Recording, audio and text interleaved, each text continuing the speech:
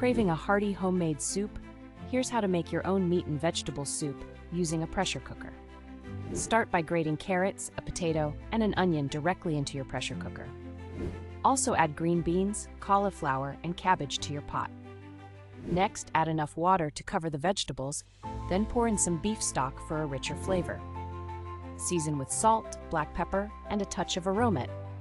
For an extra kick, add a bit of Worcestershire sauce, a splash of vinegar, and a pinch of sugar to balance the flavors. Now, toss in some thyme and basil.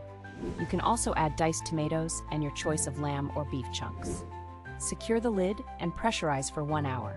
Once the hour is up, carefully release the pressure and remove the lid. Taste your soup and add extra salt and pepper if needed. Mix a packet of dried soup with a cup of lukewarm water and stir this mixture into your soup. Let it simmer for 15 minutes, then add broken spaghetti pieces. Continue cooking for another 30 minutes, stirring occasionally until the soup thickens and the spaghetti is tender. Serve hot and enjoy your flavorful, homemade meat and vegetable soup. It's a comforting and satisfying dish perfect for any occasion.